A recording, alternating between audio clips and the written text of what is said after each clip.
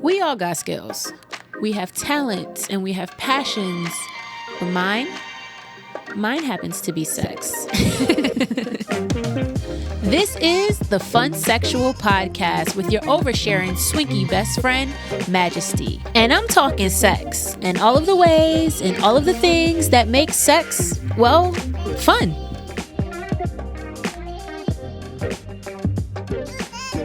Hello, friends. Welcome back to the Funsexual podcast. It's me, Majesty. My friends call me Maj. The good boys and girls call me Mistress Majesty. But some people know me as... We're going to just get to the good AKAs, because let's be real. I'm the play party princess. I just do it. And I do it well. I am Majesty, Maj, Mistress Majesty, or the play party princess. That's it. We're gonna shorten down the AKAs, because let's be real. I am the wholesome hoe. I am the sexy sweetheart. I am the chocolate Velma. I am the freaky bitch with the bus. I am a cultivator of good vibes. But I'm a lot of things, because I could really just go on and on. You know what I'm saying? Let me stop. Hey, friends, how are y'all feeling today? Let's take a second and check in, because if I'm going to be real honest and real transparent with y'all, this is my third time recording this episode, because the first time I went on and on and on and it had nothing to do with my topic. And then I said, fuck, this is long. The second time I went on one thing that had nothing to do with my topic for real. And it brought me to tears. So I was like, scratch that, take a break, cry it out, take a break, talk to some people, talk it out, and get your ass back on the mic. So this is my third time Did my earring just fall out? The fuck? This is my third time recording this episode. And honestly, I feel really good. Having a good little cry before this was actually probably what I needed. I'm just gonna sum up the gist of what I was crying about, because I think it's still really relevant, and I think that there's still some work that I need to do in that space. And it was just realizing that as a Black woman, as a Black woman, I am not always treated well. And being in a relationship where I finally am being treated well, makes me realize that what I'm asking for and what I request and what I require in relationships, my interpersonal relationships, is not a lot. They are not big asks. And so I should be able to stand and feel confident in those asks. On the other hand, not interpersonal relationships, even just medically, Black women are 2 to 3 times more likely to die during childbirth as opposed to white women. And that's because our pain just isn't taken seriously. And it's not just, again, it's not just medically, it's in our interpersonal relationships. I've been treated so bad and been treated, I don't want to say treated so bad, because I don't want anybody to think that I've ever been beat on or abused in that way. But I have been discarded and ignored. My needs and desires in my relationships have been ignored, or just been put through some shit and just been expected to just like endure. And nobody has ever really treated me like gently and delicate. Like, if you know me, I'm gentle. I'm delicate as fuck. I cry at the drop of a dime. I'm soft. Sometimes I do have to be in my masculine energy, because I've been a single woman for a really long time, and I have to be able to take care of myself. You can't do that without some level of assertion and aggression, because if not, people will fucking walk all over you. So yeah, I do tend to have some masculine energy sometimes, but like, I am delicate as fuck, like the most delicate. So the fact that so many people have not treated me that way, sometimes it hurts, because it's like I want to be in my soft and feminine like I am now with Bae. But yeah, that was what my crying was about. I just had a little bit of a breakdown, but I'm back and I'm feeling a whole lot better, and now I can talk to you about my New Orleans trip that I just got back from yesterday. I took Bae to New Orleans for his birthday. This is like the first time that I have ever tricked on a man like this. This is my first real relationship for real. I don't consider high school relationships real. Those things weren't real. And none of them have lasted more than like 3 to 4 months. So those weren't real. And I've dated people, but this is some real adult relationship shit. And it's the first time that I've ever really wanted to like do all of the things that I do with and for Bay. And it's because he does things with and for me. It's because he treats me like a princess. It's because he listens to me and he checks on me and he always makes sure that I'm okay. And he's just a solid, like a really good, solid guy. So he makes me want to like do so much for him. I'm low key. Sometimes I'm low key a trick, y'all. I'm a trick. I thought I was gonna be the one getting tricked. Oh no, I'm a trick. But you know, it is what it is. We went to New Orleans for his birthday because he's never been. And all we did was walk around and eat, but it was such a good time. Speaking of eating, if you ever find yourself in New Orleans, please go to the Acme Oyster House in the French Quarter.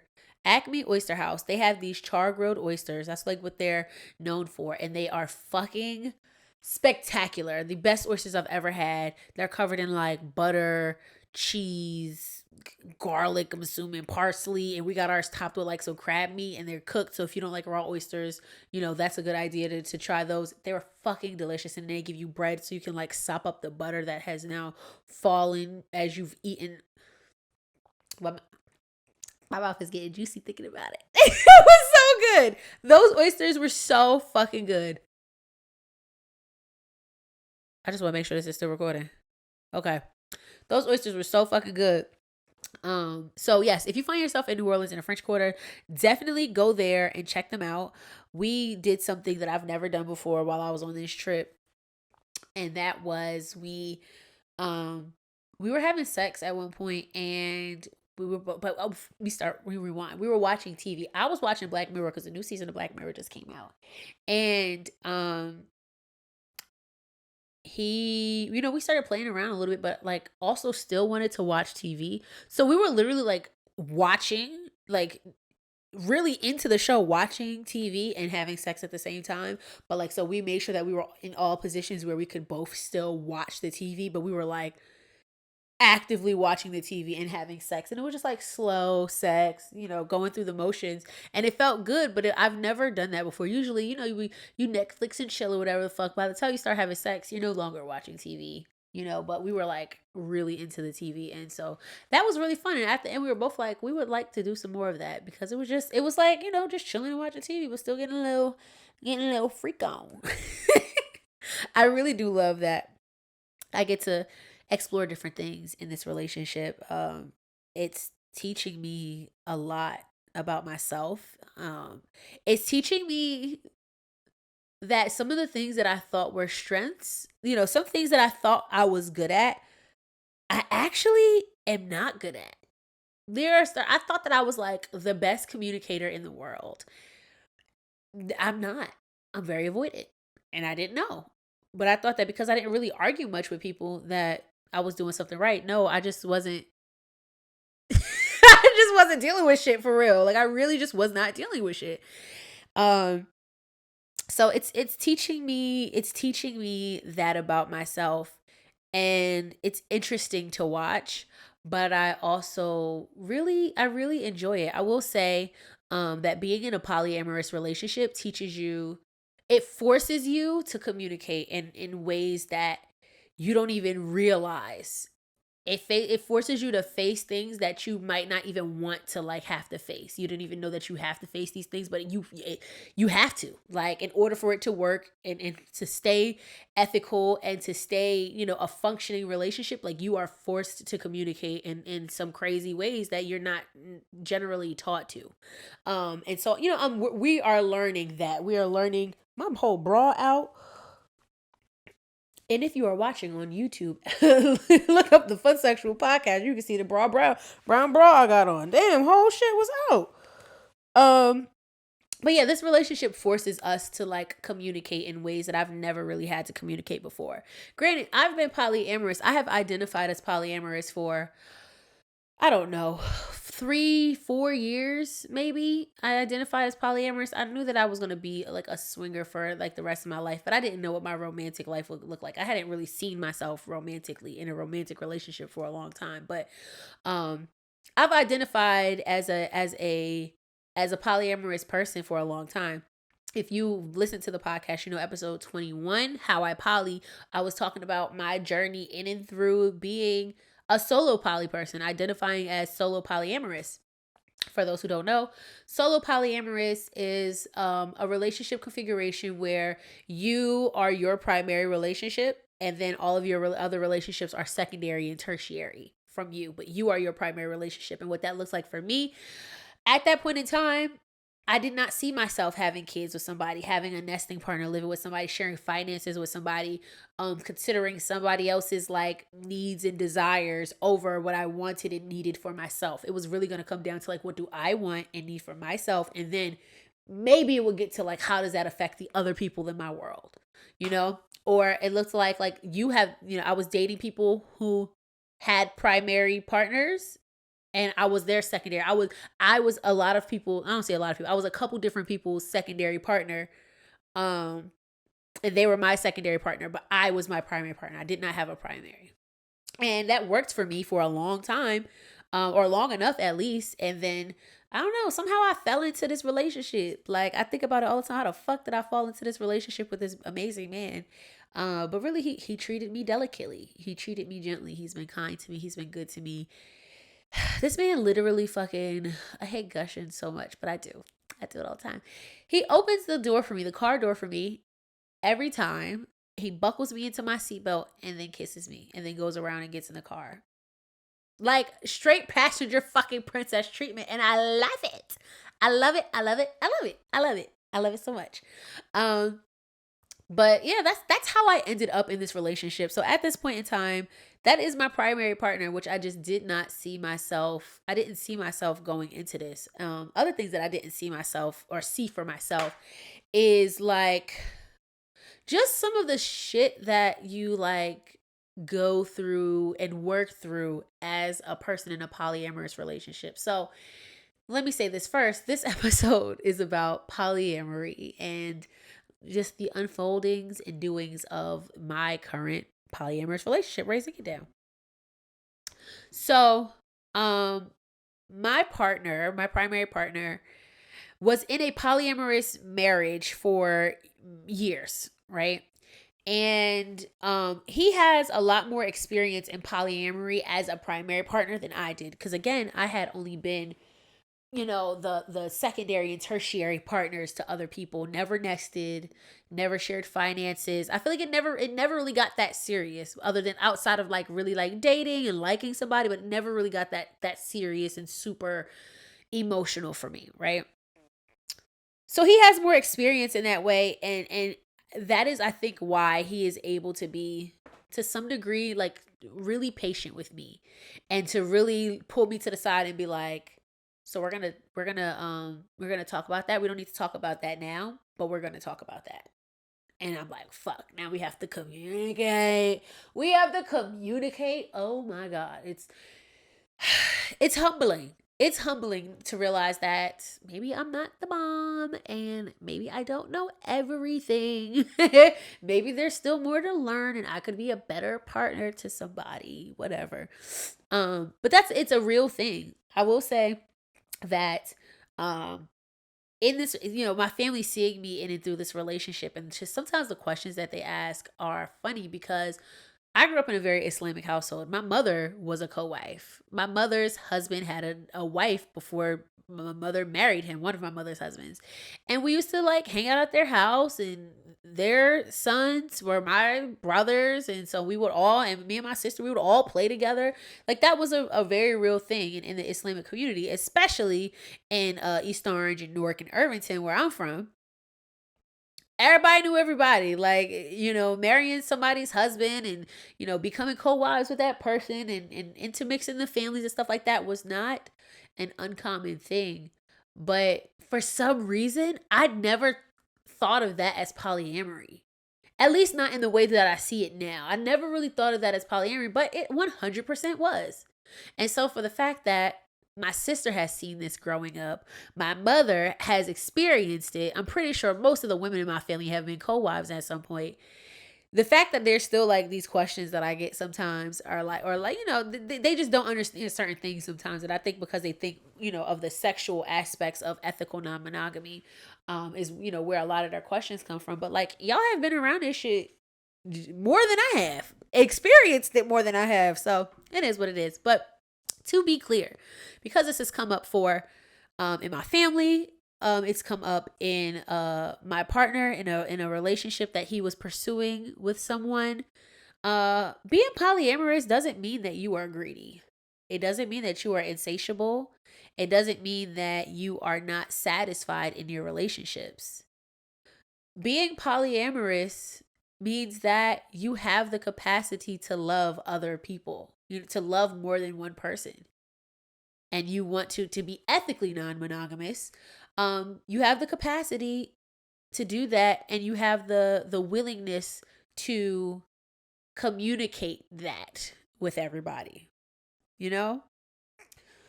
The ethical part gets lost sometimes. Ethical non-monogamy, ENM. The ethical part gets lost sometimes because a lot of people are in polyamorous relationships. Your grandmother was in a polyamorous relationship and she didn't even know because your granddaddy had another family on the other side of town. Okay? He had a whole nother woman with kids on the other side of town. That is polyamory. Granddaddy had the capacity to love more than one woman. Like, it just wasn't ethical. It just was not ethical. That is, going back to what I was, getting at. The way that this relationship that I am in currently is, the way our like polyamory looks right now, to some people might look, I won't say right now because not right now, but like a couple, maybe 2 months ago, it might have looked very monogamous. Our relationship, I would say for a period of our relationship, looked very monogamous.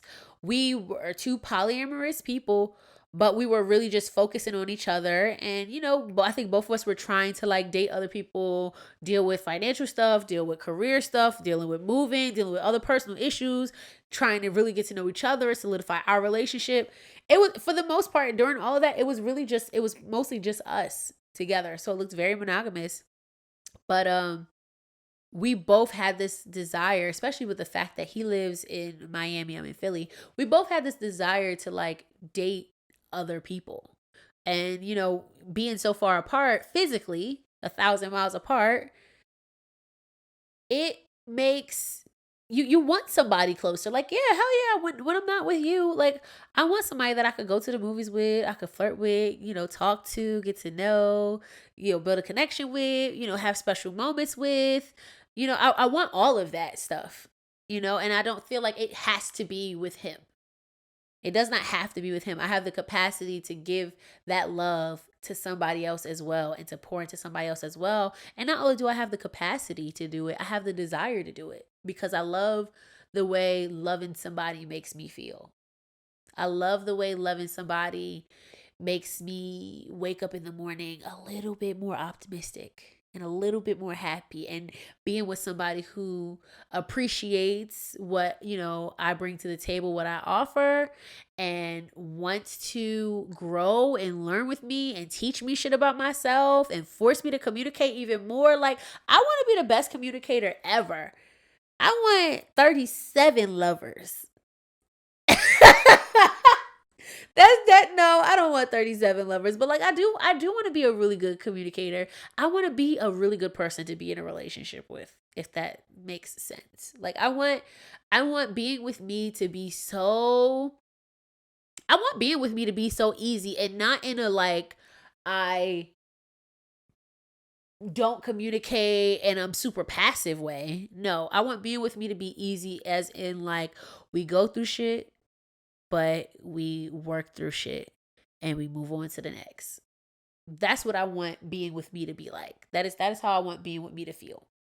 And I know that I could, get there. I don't want to say that it's necessarily a goal that I am working towards necessarily, But that is kind of what that's how I want to feel. And as I'm talking right now and working through this, I'm this bra just wants to be out today. Oh my god.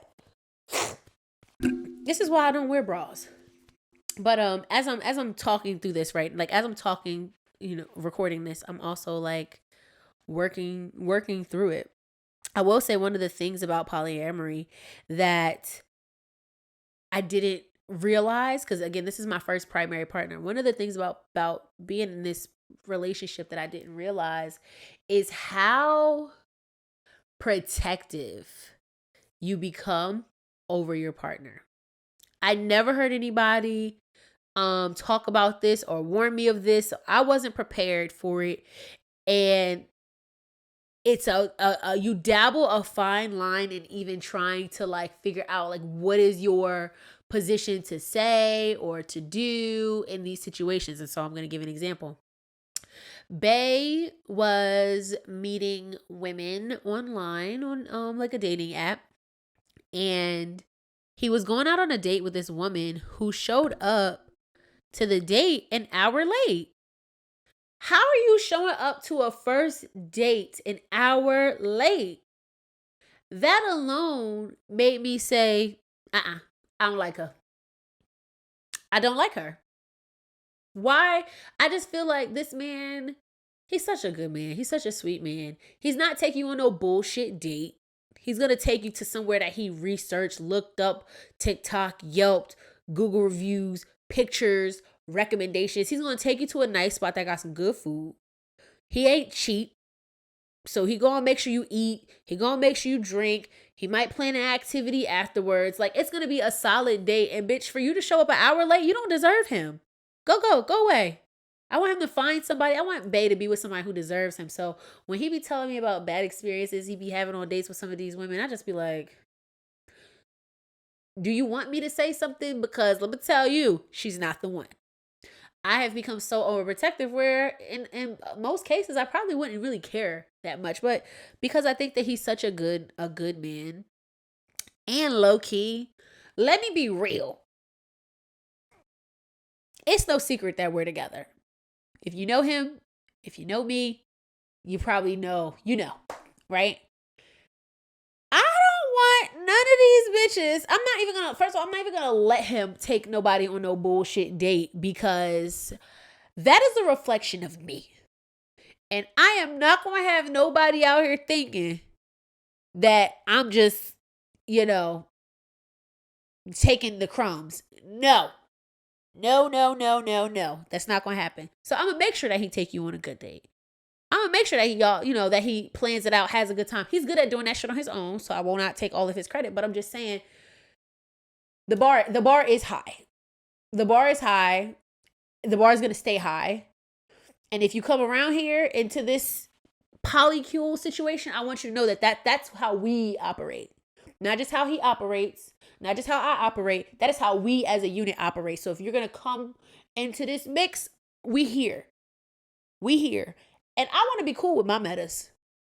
I'm not one of those people who's like, because some people, every polyamorous relationship is different. And that's a beautiful thing about polyamory. It doesn't go by any one rule book. I feel like monogamy is very much one set of rules. This is how things go, and that is it. In polyamory, it can look so many different ways.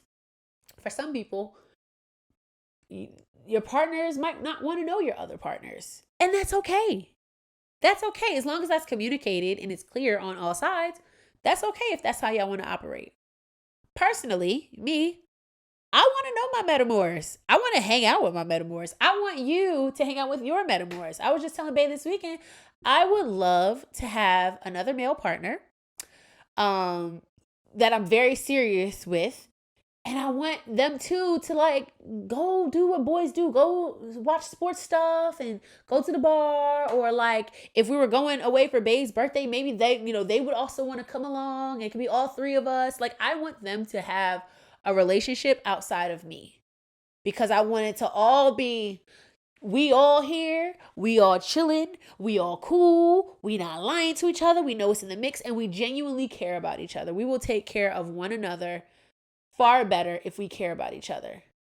If you care about your was it husbro, your brother husband, you're gonna take care of me better. You know? So that is how I would like for things to look.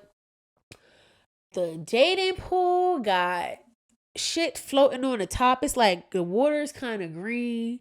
Like I saw a Band-Aid floating in there. It's kind of nasty. It's really cloudy. Like you're like, I don't really know if I want to step my foot in there.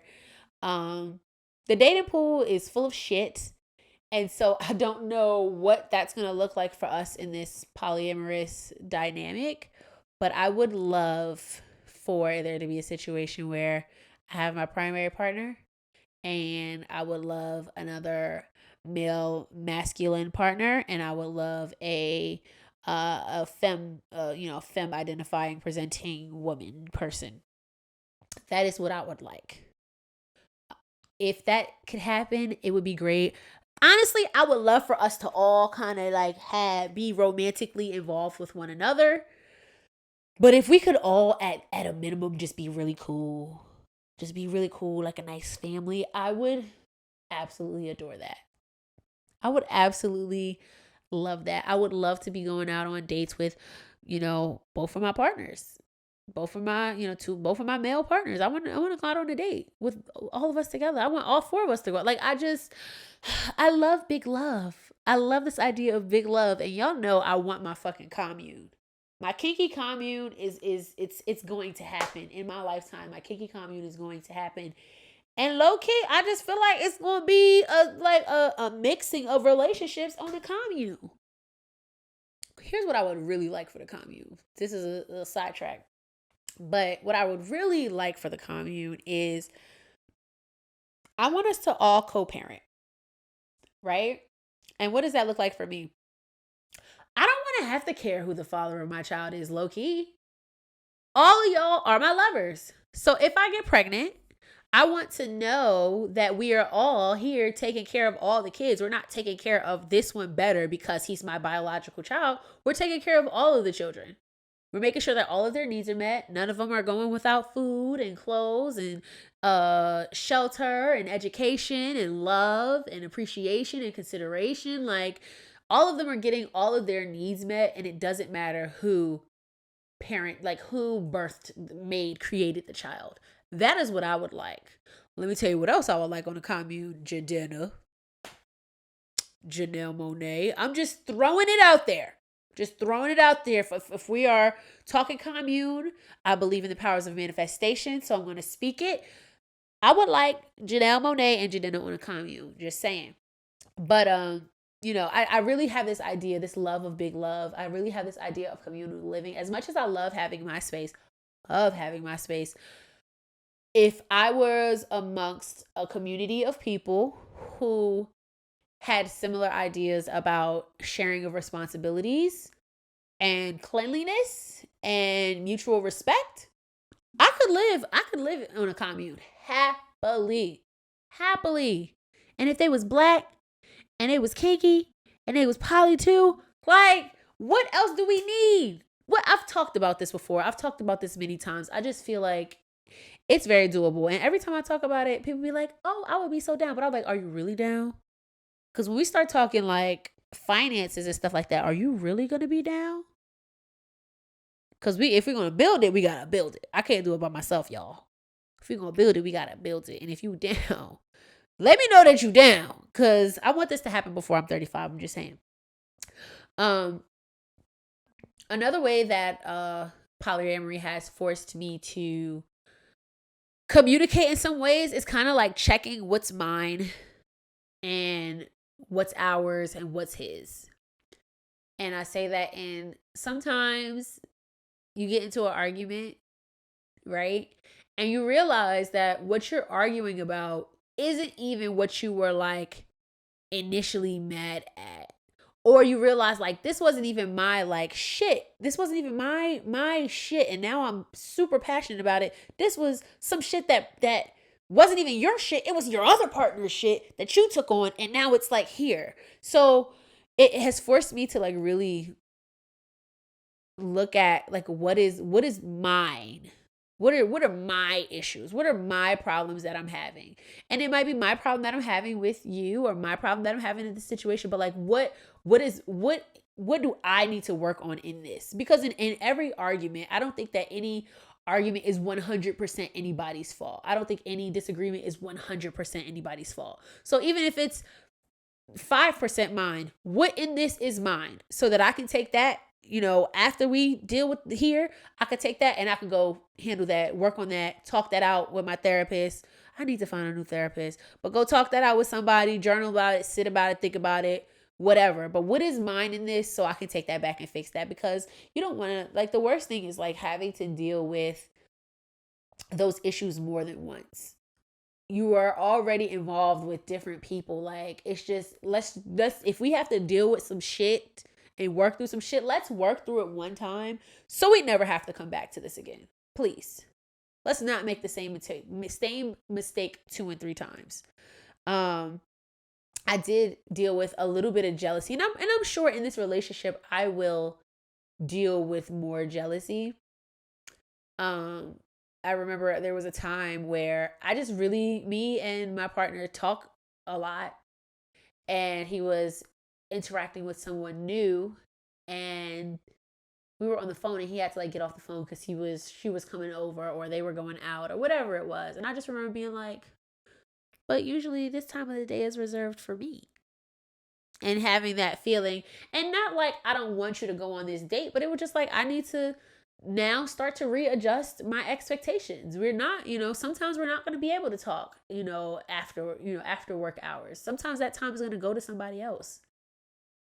And am I going to be okay with that? Yes, I will be okay with that. Was it a shocking, when I had to be faced with it? Hell yeah. But now, maybe in that time I could be working on some other shit. I got plenty of other shit that I could be working. I could be working on some other shit. Or if this is a time that is particularly special to me, then I can say, I really want this to be our time. Is that something, is that okay? Is that doable? Whatever. But I needed to say, like, I needed to get down to, like, what is it? Am I okay with this? What do I need? And at the end of it, talk to your people when you talk to your people. We talk a lot, enough that, if that time, is going to be reserved for somebody else, that time can be reserved for somebody else. I don't ever feel like I am going unloved, unheard, unappreciated. And I think that is why we are able to move in this way as we are. I'm not really dating anybody else. I'm seeing somebody else right now. I'm seeing another woman right now. And it feels like we're in like I don't know. We're not deep in it like I am with my primary partner. So it's still just very new and very easy. Those beginning stages, but we'll see how things shake out in that world. But the point that I really want to make sure it comes across, because one of the people that my partner has been dating back at home in Miami kept asking him, like, why can't you just be happy with one person? Like, why are you so greedy? She's obviously monogamous. And I don't want to roll my eyes at that, but it's just, I don't like the way I feel like she be coming at my man, and I don't like that. And so that's why I'm rolling my eyes at the monogamy. But like, bitch, he told you he was polyamorous from the beginning. He let you know this. So for the fact that she just be acting like it's a shock to her and she just can't believe it. Or maybe she think that she's going to, like, I don't know, change him into a monogamous person and be with her or something. I don't really know what the deal is. Sis got to go anyway. But, he's not being polyamorous doesn't mean that you're greedy. It just means that you have love to give elsewhere. And being ethically non-monogamous means that you have love to give elsewhere, and you're willing and wanting to do the work that it takes to do so the right way and keep everybody involved informed. And I think that should be respected. Everybody is not polyamorous. Everybody is not going to be monogamous. That is a real thing.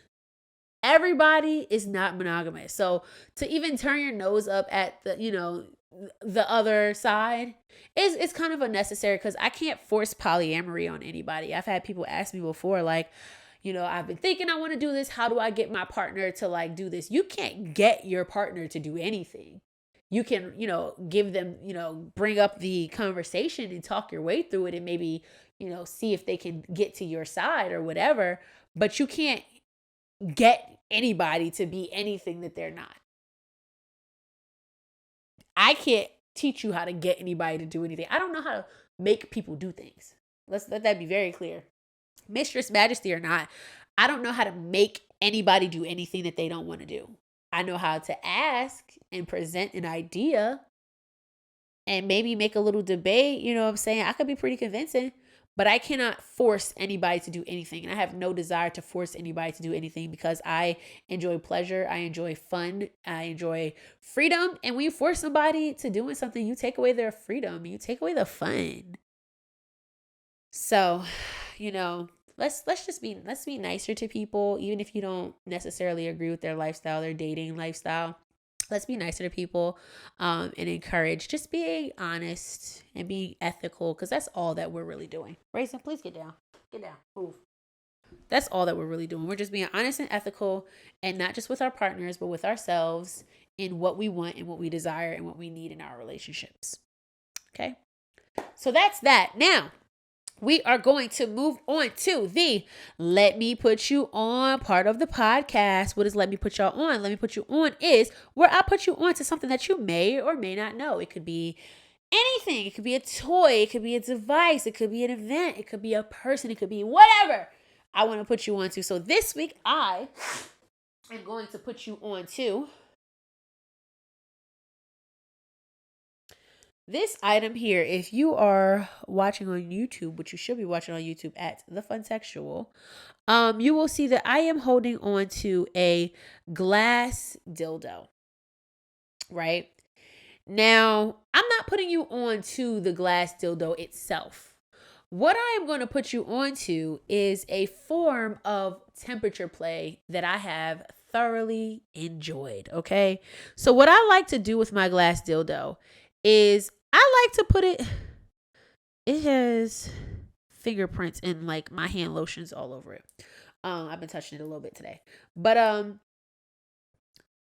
like to put my glass dildo. I pretty much store this dildo in the freezer. I store this dildo in the freezer because I like to use it for temperature play.